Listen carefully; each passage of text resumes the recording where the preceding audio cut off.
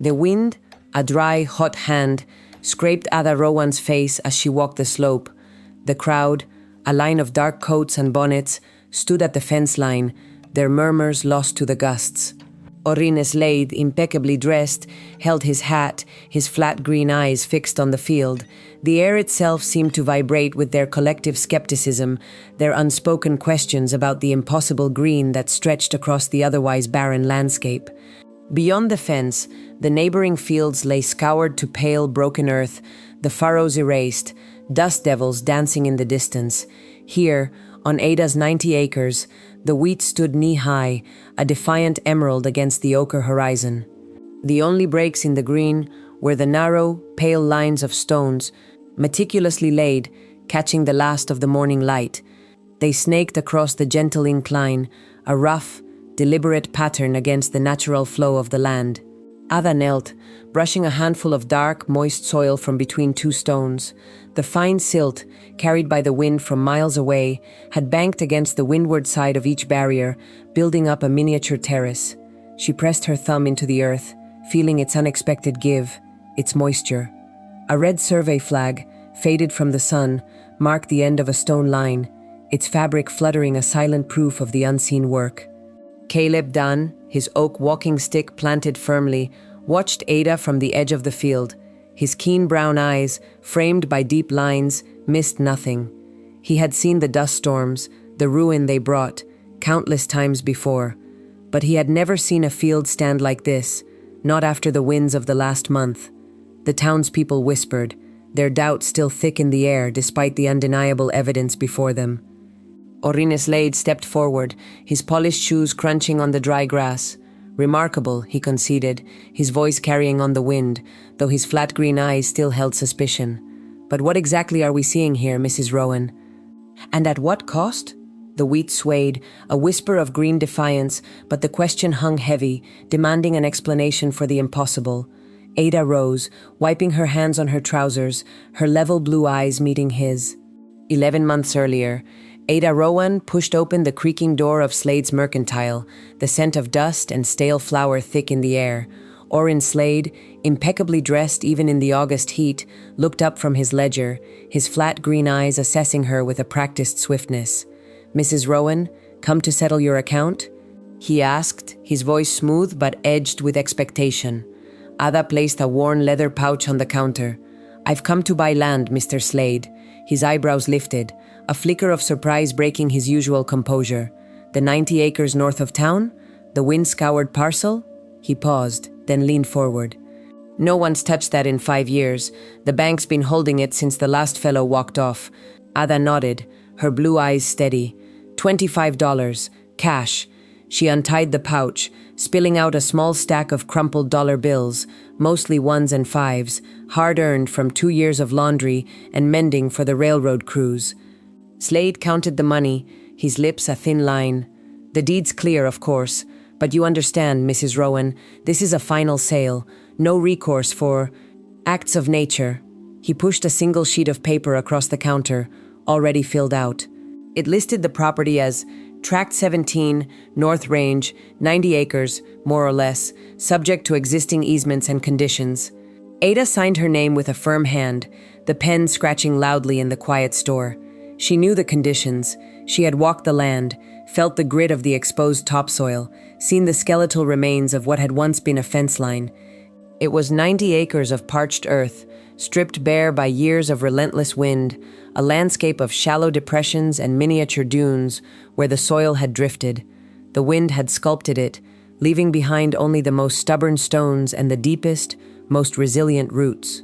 Her initial investment, $25, was almost everything she had saved.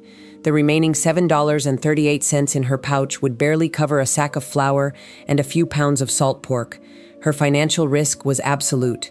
No seed, no plow, no timber for a shelter, just the deed and the relentless Nebraska wind. Ada clutched the rolled deed, its crisp edges a stark contrast to the worn leather of her pouch. The walk back to her rented shack felt longer than usual, the document a heavy weight in her hand, not just paper but 90 acres of responsibility. She had no wagon, only her 2 strong legs, and the afternoon sun beat down, intensifying the dry heat. By the time she reached the shack, dust clung to her canvas trousers and the stripes of her work shirt, a fine, gritty layer that seemed to mirror the land she now owned. The shack, barely more than a shed, offered little comfort. Its single window was boarded up on the west side, a futile attempt to keep out the incessant dust. Inside, the air was still and hot, smelling faintly of old straw and desperation. She set the deed carefully on the small, rough-hewn table, then peeled off her hat, letting her dark blonde hair fall loose. The $9.42 she had left after buying her week's rations lay beside it, a meager sum that underscored the enormity of her undertaking. She needed tools, seed, and most urgently, a way to measure the land, not just its boundaries, but its contours. The land was not flat. No land in this wind-scoured country was truly flat. Its undulations, however subtle, would dictate everything. She remembered Caleb Dunn, the old surveyor, talking once about finding level ground with nothing but string and sticks. A simple A-frame, he'd called it. She needed to find level, and quickly. She looked around the sparse room. Her few possessions offered little in the way of building materials. A broken chair, its back splintered, stood in one corner. A pile of discarded oak fence posts, salvaged from a collapsed corral, lay outside the shack, awaiting some future use. They were sturdy, heavy, and long enough. The challenge was not just the material, but the skill. She had never built anything more complex than a fence post, but the land demanded more. It demanded a precise understanding of its slope, a careful mapping of its invisible lines. Ada knew the risk of misreading the grade, of building something that would channel, not slow, the inevitable spring runoff. A poorly planned ditch could become a gully, erasing weeks of work in a single storm. The thought was a cold knot in her stomach. Yet the oak posts were there, weathered and strong. She could see the rough shape of an A-frame in her mind. It would be crude, perhaps, but it would be hers. She picked up one of the posts, feeling the weight of the wood, the rough grain under her calloused fingers. Discarding it was not an option. Ada wrestled the last oak post into position, bracing it against the two others she'd already lashed together. Her hands, raw and stinging, fumbled with the twine she'd salvaged from an old feed sack. The rough-hewn posts, heavy and resistant, tested her strength with every movement. She'd spent the better part of the morning sawing and notching, guided by a faded memory of Caleb's description. The A-frame stood, crude but solid, its legs splayed wide enough to straddle a furrow. She tied a length of string, weighted with a flat stone, from the apex. The plumb bob, however rudimentary, hung true. But was it true enough? The question gnawed at her. She needed confirmation, a second pair of eyes that had seen such tools made 1,000 times. Just then, a figure emerged from the shimmering heat haze on the horizon, a lean, upright silhouette against the pale sky. Caleb Dunn. His oak walking stick tapped a steady rhythm against the hardpan as he approached, his faded navy coat a familiar sight. Ada felt a surge of relief, followed by a prickle of embarrassment at the sight of her clumsy construction. "Ada," Caleb's voice was raspy, but his keen brown eyes missed nothing, sweeping over the A-frame, then to her sweat-streaked face. "You've been busy." Ada wiped a hand across her brow. "Trying to build a level, for the contours." She gestured vaguely towards the gentle slope that defined her 90 acres. Caleb nodded, his gaze returning to the A-frame. He walked around it slowly, his fingers tracing the rough joints, the taut string. He didn't offer immediate praise, nor did he criticize. He simply observed. "The legs are sound," he finally said, his voice thoughtful, "and the plumb line hangs free." He knelt, pulling a small, worn leather pouch from his pocket. From it, he produced a slender, polished wooden rule and a small brass level. He placed the rule across the bottom of the A-frame's legs, then set the brass level on top.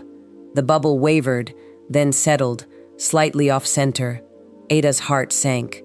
"It's not perfect." Caleb stood, a faint smile touching his lips. "No tool made by human hands ever is, Ada, but it's close enough for the land's purpose." He picked up a small flat stone from the ground, no larger than her thumb, and wedged it carefully under one of the A-frame's feet. He repeated the measurement.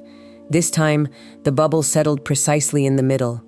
"The land will tell you what it needs," Caleb said, his eyes meeting hers. "You just need to listen." He demonstrated how to pivot the A-frame, using the plumb line to mark each level point across the slope. "Mark these with flags," he instructed, pulling a handful of bright red cloth strips from another pocket. "Every 10 feet. We'll start with a short section, say 50 feet across the slope. See how the first rain takes it." He pointed to a small, barely perceptible depression in the land, a natural drainage path. "We'll leave that section untouched, as a control. See how much soil it loses compared to your contoured line." Ada felt a renewed sense of purpose. Her crude A-frame, now subtly adjusted, felt like a precision instrument in her hands. Ada spent the rest of the afternoon meticulously marking her first contour line. Each time the plumb line on her A-frame settled, indicating a level point, she drove a red survey flag into the hard ground. The flags, a stark contrast to the pale brown earth, formed a gently curving arc across the slope, following the land's natural undulations. She worked with a focused intensity, the rhythmic tapping of the A-frame against the soil, the rustle of the flags in the dry breeze, the only sounds. By sunset, a 50-foot section was clearly delineated, proof of her persistent effort. Caleb watched from a distance, occasionally offering a quiet word of advice, but mostly letting her learn through doing. "Now, the stones," he said, as the last flag was planted. Ada looked at the piles of pale stones she had painstakingly gathered from the streambed over the past week, their surfaces smooth from years of water erosion. They didn't look like much, but Caleb had assured her they were critical. "Lay them end to end," he instructed, "a single line, just inside your flags. Not too high, just enough to catch the water." Ada began the laborious process, her muscles protesting with every bent back and lifted stone. The stones were heavy, cold, and rough against her skin, but she worked steadily, envisioning the barrier they would create. She laid the first stone, then the next, following the red flags like a breadcrumb trail. The line grew slowly, a fragile pale ribbon across the brown slope. She packed soil against the windward side of the stones, banking them firmly in place, just as Caleb had shown her. This, he explained, would help them resist the force of the runoff and trap wind-blown soil. The sun dipped below the horizon, painting the sky in fiery oranges and purples, casting long, shifting shadows across the land. Ada worked until the light faded, her hands numb, her back aching. The first 10 feet of the stone line was complete, a low, rough barrier. At the field edge, she measured the finished line against the work still waiting uphill. The control section, 50 feet of untouched slope, lay beside it, an abrupt contrast. "We wait for the rain now," Caleb said, his voice quiet in the gathering dusk. "One for the wind," he pointed to the faint sheen of dust on the horizon, a harbinger of the dry season. Ada looked at her stone line, then at the vast, open expanse of her 90 acres. The stones felt small, almost insignificant, against the immensity of the land. Could these humble barriers truly hold back the forces of nature? The question hung heavy in the cool evening air, a silent challenge. She knew the danger of misreading the grade, of building a channel instead of a barrier. A single mistake could turn her efforts into a fresh gully, undoing days of work. Her first spring storm would be the ultimate judge. Ada woke before the sun, the chill of the morning air a familiar bite. Her muscles ached, a deep thrumming reminder of yesterday's labor. Today, the rest of the stones. She pulled on her striped work shirt, the rough cotton a comfort against her skin, then her canvas trousers and cracked leather boots. Outside, the sky was still a deep indigo, but a faint band of orange was appearing on the eastern horizon. Caleb was already by the A-frame, adjusting the plumb line. "Morning, Ada," he said, his voice a low rumble. "Another day for stone." Ada nodded, pulling her brown felt hat low over her dark blonde hair. The pale stones, gathered from the streambed, lay in scattered piles, awaiting their purpose. She picked up the oak A-frame, its weight familiar in her hands, and carried it back to the end of yesterday's stone line. The red flags, now slightly faded from the sun, marked the continuation of the contour. She set the A-frame down, aligning one leg with the last flag. The plumb line, a small lead weight on a string, swung gently, then settled.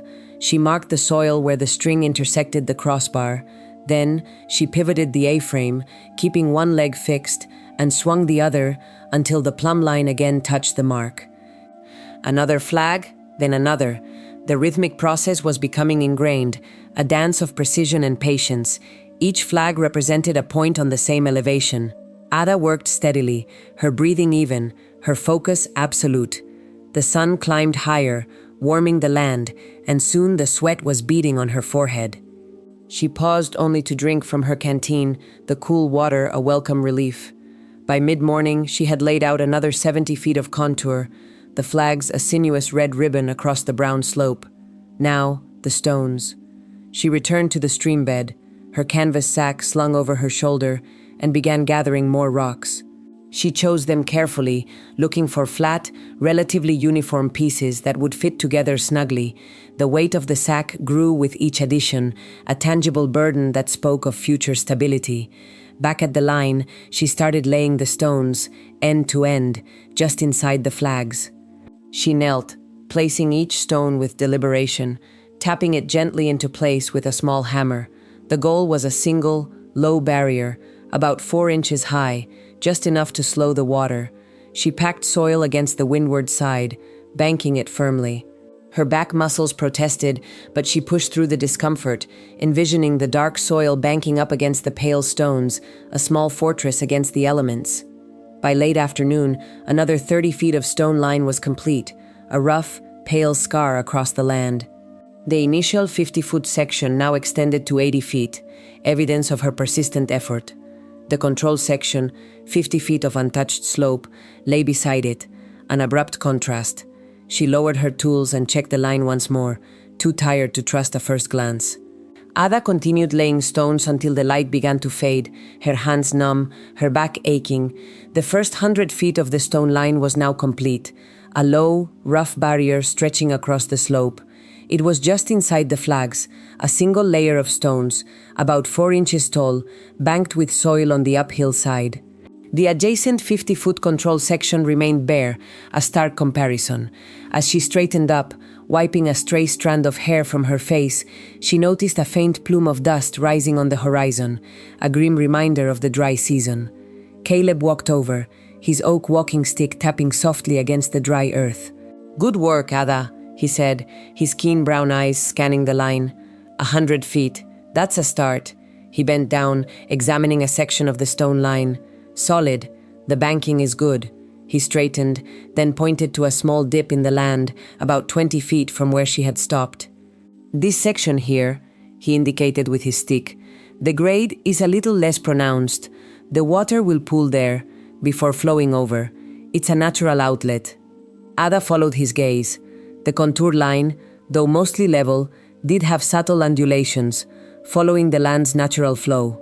She had tried to maintain a consistent 4-inch height, but in that slight dip, the stones were barely 3 inches tall. Caleb's words, a small reassurance, also carried a faint warning. A natural outlet could also become a natural channel if the grade was misread. "It'll hold," she said, more to herself than to Caleb, a flicker of doubt in her blue eyes. "It has to." The next morning, a rider appeared on the horizon. Orin Slade, the bank manager, rode a fine chestnut mare, his dark charcoal suit a stark contrast to the dusty landscape. He pulled up near Ada's stone line, his flat green eyes scanning the rough, pale barrier with an expression of thinly veiled disdain. "Heard you were building a folly, Miss Rowan," Slade said, his voice smooth, but with an edge of condescension. "Stone walls in the middle of a field. What exactly do you intend to grow between these curiosities?" Ada stood her ground, her chin lifted. "Grass, Mr. Slade, and eventually, crops. These are contour barriers. They'll hold the soil and the water." Slade dismounted, kicking at a loose stone with his polished black derby. "Soil is for plowing, Miss Rowan, not for stacking, and water finds its own way. You're wasting good acreage and good time with this experiment." Gestured to the bare control section. "That's what a field looks like. Open, ready." He looked from her stone line to the vast, open expanse of her 90 acres. "I advanced you seed, Miss Rowan. I expect to see proper crops, not rock gardens come harvest. And I expect my $25 back, with interest." He mounted his horse, his gaze lingering on the faint plume of dust on the horizon. "The wind is coming, Miss Rowan, and when it does, it will bury more than your neighbor's fields." He spurred his horse, leaving Ada standing alone, the weight of his words and the subtle weakness in her own construction, heavy in the cool morning air. The wind arrived as promised. Not a gentle breeze, but a relentless assault, stripping the topsoil from her neighbor's fields and lifting it into a swirling ochre haze. Ada worked through it, her back to the relentless gusts, her brown felt hat pulled low. She'd spent the last 3 days setting her first crop, a hardy sorghum, between the initial stone lines, carefully spacing the seeds every 6 inches. The wind was a constant, abrasive companion, but it wasn't the wind that brought the real destruction. It was the rain, sudden and furious, on the heels of the dust storm. The sky, a bruised purple, unleashed a torrent that turned the parched earth into a slick, churning mess. Ada watched from the meager shelter of her sod house, her stomach tightening with dread. The rain hammered down, a solid sheet, for what felt like an hour, then eased to a steady downpour. When it finally relented, she grabbed her shovel and ran. The air was thick with the smell of wet earth and bruised vegetation. Her first stone line, the one Caleb had praised, was still there, mostly. But the subtle dip, the natural outlet he'd pointed out, had betrayed her. The water, instead of flowing gently over the slightly lower stones, had concentrated its force, carving a raw, red gully through the banked soil. The sorghum seeds, so painstakingly planted, were gone, washed away or buried under a slurry of mud and rock. The gully was a jagged scar, a foot deep and nearly 3 feet wide at its mouth, widening as it snaked down the slope. It had breached the first stone line entirely, leaving a gap where water still trickled, carrying fine sediment with it. Her efforts to maintain a consistent 4-inch height had been undone by the subtle variance in the land, a miscalculation that now stared back at her as a gaping wound in her field. She knelt, her fingers tracing the raw edges of the gully, the cold mud clinging to her skin. Days of work, of back-breaking labor, erased in a single, brutal hour. The stones, once a neat, pale barrier, were scattered, some half-buried in the churning mud. The banked soil, meant to reinforce the line and slow the runoff, was now a source of the very erosion she had tried to prevent. The water had found its way, just as Slade had sneered, but it had done so with a destructive force she hadn't anticipated. She stood, her gaze sweeping across the damaged field, then up to the still dark clouds, the weight of her $25, and Slade's thinly veiled threats, pressed down on her. The next morning, the sun was a pale, watery disk, but the ground remained saturated. Ada stood by the gully, the chill seeping into her bones, examining the damage with a critical eye. The breach was evidence of her error. The stones in that section, where the grade was less pronounced, had been barely 3 inches high, not the consistent 4 she had aimed for. That slight difference had allowed the water to pool, then gather momentum before bursting through. Caleb arrived mid-morning, his oak walking stick tapping softly against the still damp earth. He walked directly to the gully, his keen brown eyes scanning the devastation. He knelt, his fingers tracing the edge of the breach, then picked up a loose stone. "You built a channel, Ada," he said, his voice quiet, devoid of accusation. "The water had nowhere to go but through." Ada nodded, her throat tight. "I misread the grade. I thought the natural dip would be an outlet." Instead, it became a funnel. Caleb straightened, his gaze sweeping over the remaining stone line. "A natural dip can be an outlet if you guide the water safely, but if the line itself is lower there, it's a weakness. The water will concentrate, and once it concentrates, it gains power." He pointed to the scattered stones and the washed-away soil. The force of that water was enough to scour away your banking and scatter your stones. It needed a stable outlet, Ada, a place where it could flow off the field without carving a path. Ada looked at the remnants of her work. The idea of stable outlets had been abstract until now, a theoretical concept. Now, it was a tangible necessity. "How do I build a stable outlet, Caleb?" she asked, her voice raspy. He walked a few paces away, then turned, pointing to a slight rise in the land, about 50 feet down from the gully. You build a broad, shallow channel, gently sloped, lined with the largest stones you have, set deep, and you extend your contour line up the slope on either side of it to guide the water into that channel. It's not just about stopping the water, Ada. It's about directing it safely off the field, without letting it gather speed. He looked at the A-frame, still leaning against her sod house. You'll need to resurvey this entire section, find the true level, not just the approximate one. And when you find that level, mark it with your flags, then build your line with the outlet in mind. Ada looked at the gully, then at the distant rise. It meant tearing out the remaining section of her first line, rebuilding it with a deliberate, engineered outlet. More days of work, more back-breaking labor, but this time she would build it right. The sun climbed higher, beginning to dry the top layer of mud. Slade's words echoed in her mind. "The wind is coming, Miss Rowan, and when it does, it will bury more than your neighbor's fields." She had to get this right. Ada spent the remainder of the day tearing out the untouched section of her first stone line, the sound of displaced rock a dull counterpoint to the measured resolve in her chest. Each stone pulled from the earth felt like an admission of failure, yet each stone laid again would be a step towards something stronger. The next morning, she was up before the sun, the oak A-frame leaning against her shoulder as she walked the slope. Caleb's words about stable outlets were etched into her mind, and she used the plumb line to meticulously mark a new, broader channel where the water could flow safely off the field. This time, she aimed for a gentle, consistent drop of no more than 2 inches over 50 feet, marked by a precise line of red survey flags. She then extended her contour line, not just horizontally, but curving slightly uphill on either side of the planned outlet, creating a funnel to direct the water. The newest stone line began a full 10 feet higher than her original attempt, hugging the contour with a deliberate curve. She dug the trench deeper, a full 6 inches, and set the largest, flattest stones she had, packing them tight. The stones for the outlet itself were half buried, their broad faces forming a shallow, paved channel.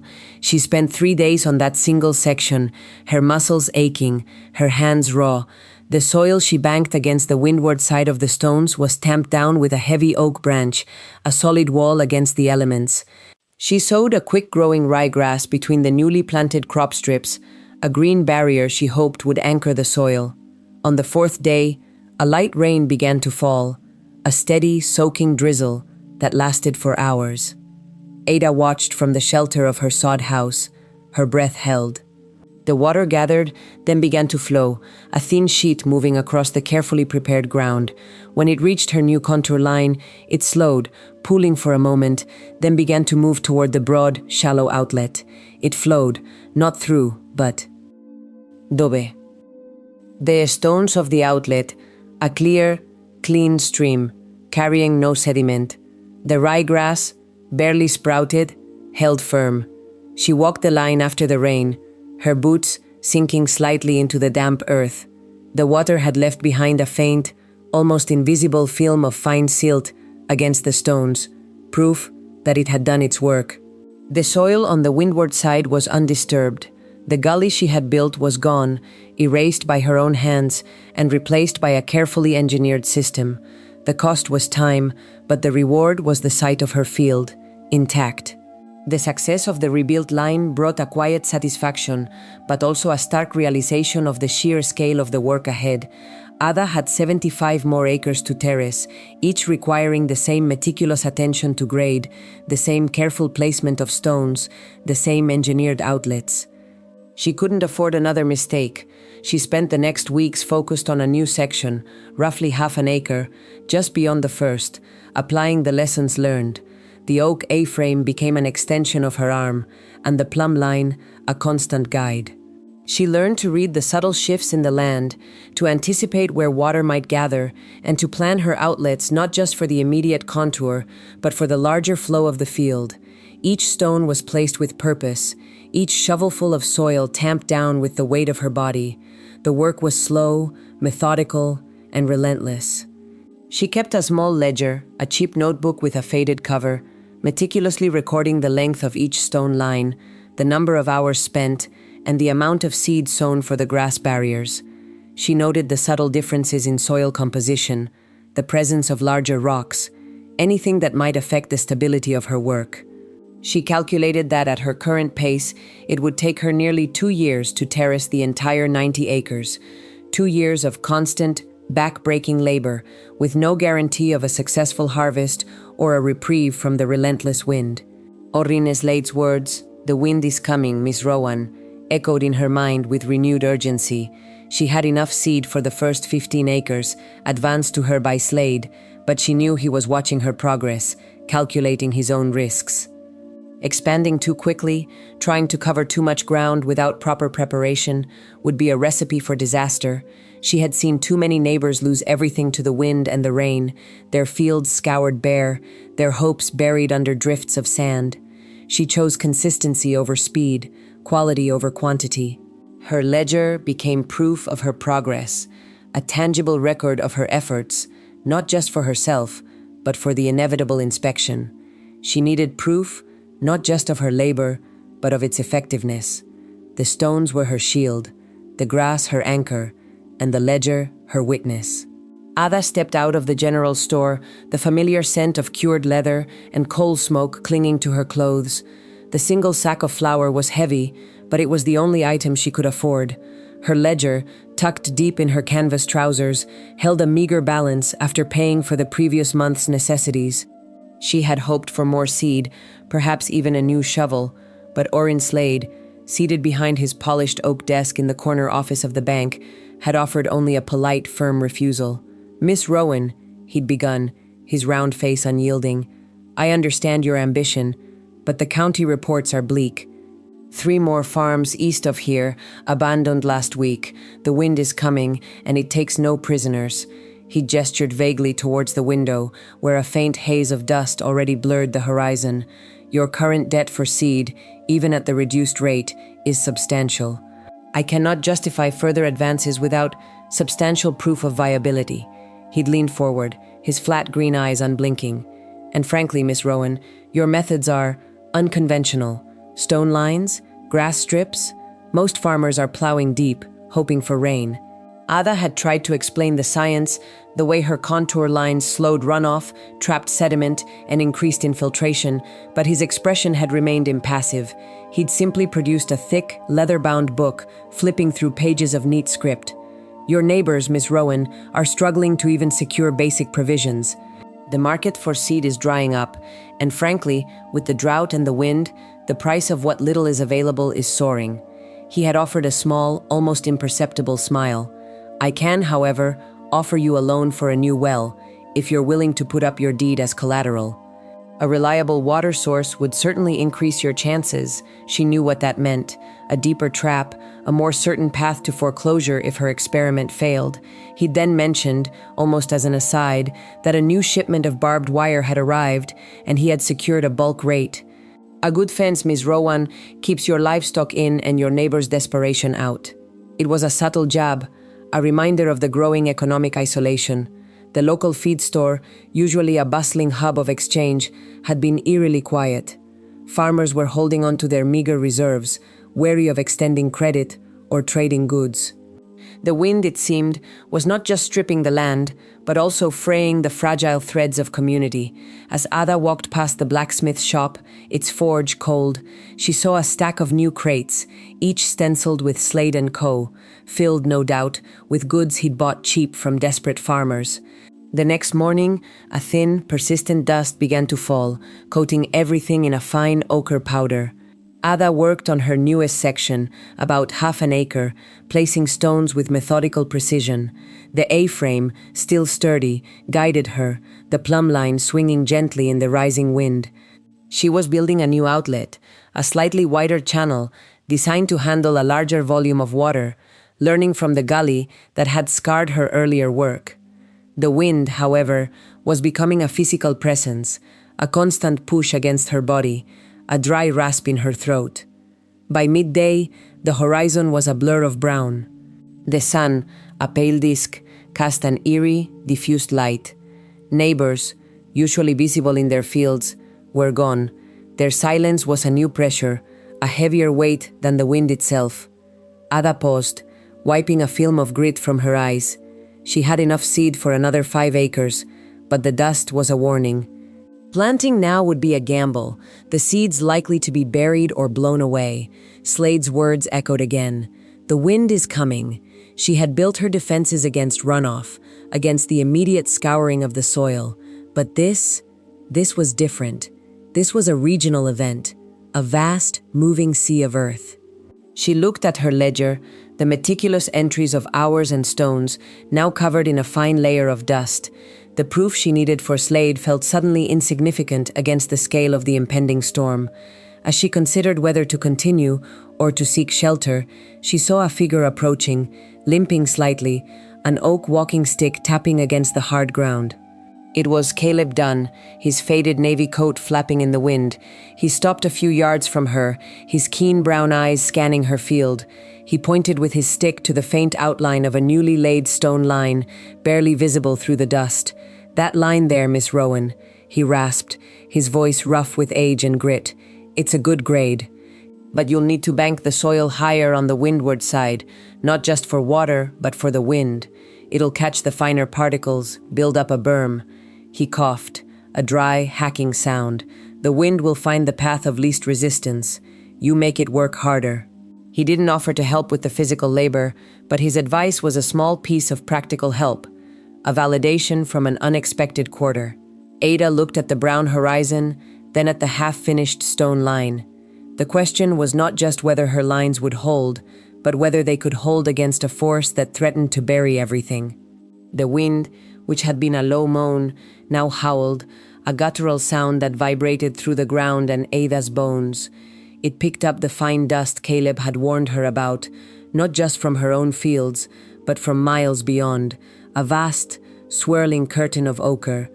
The sun, a memory now, was swallowed by the approaching wall of earth. Visibility dropped to a few dozen feet. Ada pulled her brown felt hat lower, tying the chin strap tighter. She gripped her shovel, the cold steel a small comfort in the chaos. Caleb, his face grim, gestured towards a section of her newest line, a stretch of about 20 feet, where the stones were laid but not yet banked. "Here, Miss Rowan," he shouted over the din, his voice surprisingly clear. "We need to raise this berm another 6 inches. The wind's coming from the north-northwest. It'll scour the topsoil right over your seed if you don't give it something to catch against." Ada nodded, already digging. The soil was dry, almost powdery, but beneath the immediate surface, it still had enough cohesion to be moved.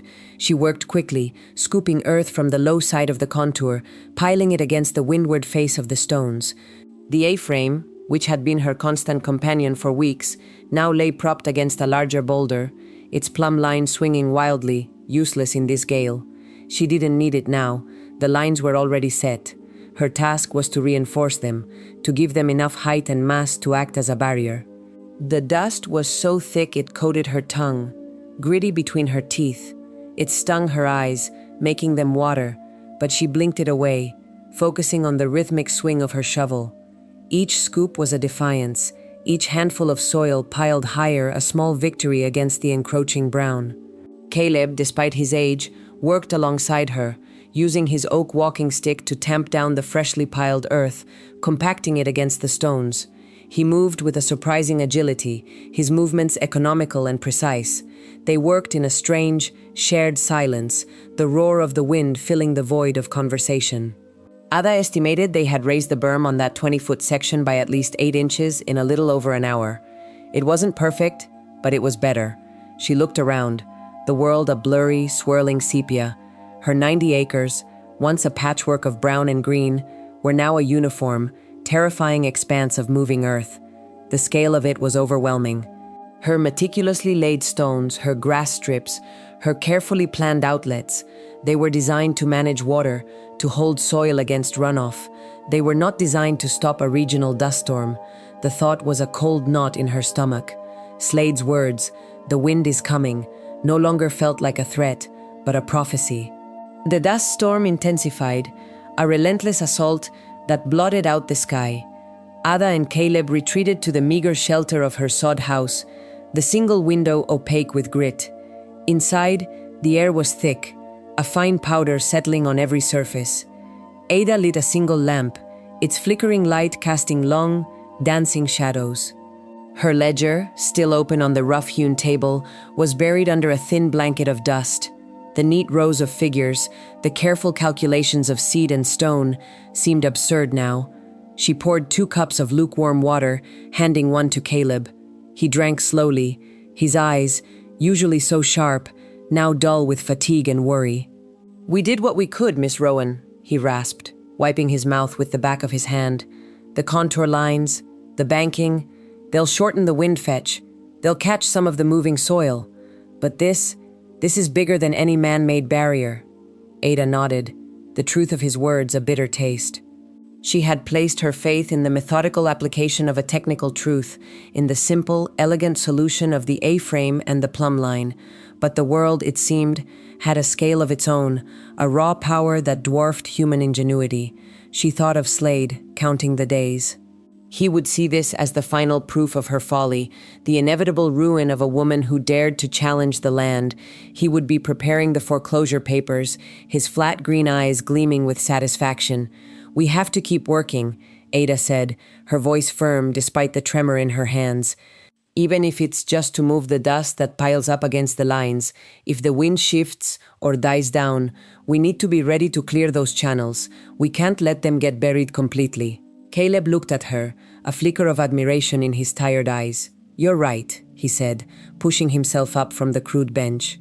"We need to maintain the outlets. If it rains after this and those channels are blocked, all our work will be for naught." They spent the next 2 days in a blur of dust and labor, emerging from the sod house only to clear the heaviest drifts from the windward side of her stone lines. The dust piled up against the berms, sometimes reaching a foot or more in height, creating impromptu terraces of fine, sterile soil. Ada worked with a grim determination, her muscles aching, her throat raw. She saw the irony. Her lines, designed to hold soil, were now catching soil that had been blown from miles away, from her neighbors' fields, from the very land Slade wanted to seize. She wondered if the seeds she had planted before the storm, the hard red winter wheat, were still viable, buried beneath this new alien layer of earth. The question hung in the dusty air, a silent challenge to her resolve. Ada felt the change in the air before she saw it, a subtle shift, a dampness on her skin that wasn't sweat. The wind, which had been a constant, grinding force for days, softened to a whisper, then died. She emerged from the sod house, her eyes blinking against the sudden absence of swirling grit. The horizon was still a bruised brown, but overhead the sky was a bruised gray, not the bright, clear blue she longed for, but a heavy, pregnant gray. Caleb stood beside her, his face upturned, a profound relief washing over his features. "It's coming," he murmured, his voice hoarse. The rain. Ada's heart hammered against her ribs. This was it, the moment of truth. She looked out across her 90 acres, at the pale stone rows barely visible beneath the fresh layers of dust, at the faint green shoots of the wheat, now buried. The dust storm had been an equalizer, covering everything with its uniform blanket of sterility, but now the rain would test the very integrity of her work, the careful contouring, the stable outlets. She walked quickly, her boots crunching on the newly deposited soil, towards the furthest stone line. The berm on the windward side was a foot high in places, the visible result of the sheer volume of material the wind had carried. She had spent the last 2 days clearing the channels, ensuring the water would have a path. She reached the first outlet, a shallow, stone-lined trench designed to carry excess water safely away from the main contour. She knelt, digging her fingers into the loose soil, checking for any obstruction. It was clear. Behind her, a black buggy, incongruous against the dusty landscape, rattled to a stop near her sod house. Orrin Slade. He hadn't bothered with a wagon, no doubt expecting to find nothing worth hauling away. He emerged from the buggy, a dark, rigid figure in his charcoal suit, his derby hat a stark contrast to the muted tones of the land. He stood for a moment, hands clasped behind his back, surveying the scene with his flat, green eyes. He saw the dust, the buried fields, the apparent desolation. Ada felt his gaze, a cold, calculating weight on her back. He had come for his foreclosure. She ignored him, her attention fixed on the deepening gray of the sky. A single drop of water, cold and heavy, splattered on her cheek, then another, and another. The first fat drops of rain began to fall, hitting the dust-choked earth with soft, popping sounds, raising miniature clouds of brown. The smell of wet earth, a scent she had almost forgotten, filled the air. She watched as the dust, so mobile just moments before, began to darken, to clot, to settle. The rain increased, a steady, insistent drumming on the land. The rain intensified, a solid sheet of water that quickly saturated the surface dust. Ada watched, breathless, as the water began to move, not in a destructive torrent, but in a slow, deliberate sheet, following the gentle grade of her contour lines. The stone rows, which had been almost invisible moments before, began to emerge, their pale surfaces gleaming wetly as the water pulled against them. The grass strips between the lines, though partially buried, created a roughness that further slowed the flow, allowing the water to soak into the parched earth. She saw the outlets working, small rivulets of clear water spilling safely down the slope, preventing any buildup or breach. She walked along the lines, her boots sinking slightly into the mud, a profound sense of vindication swelling within her. The mud was thick, but it was. Mud held in place. The dust, which had threatened to choke her farm, was now being incorporated back into the soil, a new layer of topsoil, however thin. When the rain finally eased, hours later, the transformation was astonishing. The brown horizon had been washed clean, revealing a bruised but hopeful sky. The 90 acres, though still bearing the scars of the storm, were not a wasteland. She knelt at one of the grass strips, pulling away the sodden dust. Beneath it, the tiny, pale green shoots of winter wheat, though flattened, were still there, clinging to life. She dug deeper, feeling the cool, damp earth. Her soil, held in place by the stone lines and the grass, was moist to a depth of 6 inches. She remembered Slade's words, his threat of foreclosure. She looked towards her sod house. He was still there, a dark, still figure, standing under the eaves, his suit now streaked with mud. He had witnessed it all. He had seen the water held, the soil saved. Ada walked towards him, her boots squelching. She reached the edge of her field, where the contour lines abruptly ended at her property boundary. Beyond her fence, her neighbors' fields were a different story. The rain had carved fresh gullies into the unprotected slopes, carrying away what little topsoil remained, leaving behind a scarred, barren landscape. She reached Slade, standing a respectful distance away. "Mr. Slade," she said, her voice tired but firm. "The markers are still in place. The stone lines held. The soil is here." She gestured to the damp earth, and the wheat, it survived. "We won't know the yield until harvest, but it's still standing." Slade said nothing, his flat green eyes sweeping over her fields, then across to the ravaged land beyond. He saw the proof, undeniable and stark. He saw the difference. He saw what the stones held. Ada watched Orin Slade's flat green eyes sweep across her fields, then to the ravaged land beyond her fence. The proof was undeniable.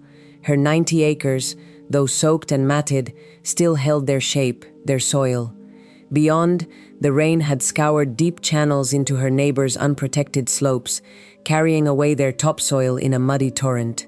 Slade's face, usually composed, showed a flicker of something close to recognition.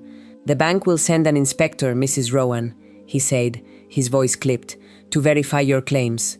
Ada nodded, her gaze already drifting to the broken land. "And what about my neighbors, Mr. Slade?" "Their fields are ruined. They can't plant." Slade adjusted his derby, his eyes narrowing slightly. "That, Mrs. Rowan, is not the bank's concern." Ada felt a surge of frustration, but she pushed it down. This wasn't about charity, it was about survival. "It will be," she said, her voice steady. "If their farms fail, the whole county suffers. Their loans, their business with the bank, it all collapses." She gestured to her contour lines. "These held, they can hold for others too." Slade stared at her, then turned his gaze back to the ruined fields. "What are you proposing?" "I propose that the bank, through you, offers the same seed I used, the drought-resistant winter wheat, on credit to my neighbors, and I will show them how to lay the stone lines. Caleb Dunn can help. He knows the land better than anyone." She paused, knowing this was her leverage. I will only accept payment for my own harvest after my neighbors have their seed and a plan. Slade considered her, a calculated assessment in his eyes. He understood the economics of it, the ripple effect of widespread farm failure. And who pays for this instruction? They pay in kind, Ada said, her plan already forming. They help me gather stones from their own land, clear their fields, and in return, I show them how to map contours, how to build the lines. We'll use my A-frame, my flags. We'll make a schedule. One day on their farm, one day on mine, until the critical lines are in place. She knew the work would be backbreaking, but the alternative was worse. Slade remained silent for a long moment, his eyes still studying the stark contrast between her land and the devastated fields beyond. He saw the logic, the potential to mitigate a larger disaster. I will present this to the board, he finally conceded, his tone less dismissive than before, but I make no promises. Ada knew it was the best she would get for now.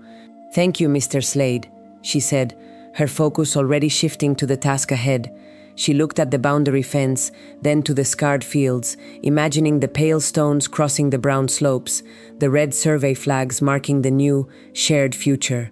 Weeks later, under a sky that had finally settled into a clear, bright blue, Ada stood on the highest point of her 90 acres. The spring planting was done, the new wheat shoots a faint green fuzz across the fields. The air smelled of damp earth and new growth. The county inspector, a somber man named Mr. Thompson, had spent the morning walking her lines, his boots sinking slightly into the still moist soil. He had measured the depth of the topsoil, examined the outlets, and noted the resilience of the grass strips. He had spent an hour with Caleb, listening to his explanations of grade and flow, of the importance of stable outlets to prevent new gullies. Now, Thompson stood with Slade and Caleb, looking out over the landscape. Ada gestured to the faint, pale lines of stone crisscrossing her slopes, barely visible beneath the emerging wheat. The markers are still in place, Mr. Thompson, she said, her voice carrying on the light breeze, each one a measure of the contour. The A-frame proved true. She pointed to a red survey flag, still standing upright at the end of a stone line. We built the lines to a fall of 6 inches over 100 feet, ensuring the water would spread, not concentrate. Thompson nodded, his expression unreadable. And the soil depth? 6 to 8 inches of moist topsoil, Mr. Thompson, Caleb interjected, his voice firm. Compared to 2 inches, if that, on most unprotected fields after the storm. Slade, though still stiff and formal, had a subtle shift in his posture. The tension had eased. He had seen the proof, not just on Ada's land, but on the neighboring farms where the first contour lines were now taking shape, thanks to Ada's instruction and the bank's grudging extension of credit for seed. The work was slow, but it was happening. Ada walked over to a section where the wind had banked soil against the windward side of a stone line, creating a small, protective ridge. She knelt, feeling the fine, sandy loam, now held firmly in place. The wind still blew, Mr. Thompson, she said, looking up at him. It will always blow in Nebraska. But these lines, this roughness, it broke the fetch. It trapped the moving soil, and when the rain came, it held it. She stood, brushing the dust from her trousers. Thompson removed his spectacles, polishing them slowly. Mrs. Rowan, he said, his voice quiet. Your fields are evidence. He turned to Slade. The bank will not foreclose. The loan is secure. In fact, I recommend Mrs. Rowan's methods be adopted across the county. Ada looked from Thompson to Caleb, then to Slade, a quiet satisfaction settling over her. Her 90 acres, once scoured and broken, now breathed with life. The pale stones, crossing the brown slope, held more than soil.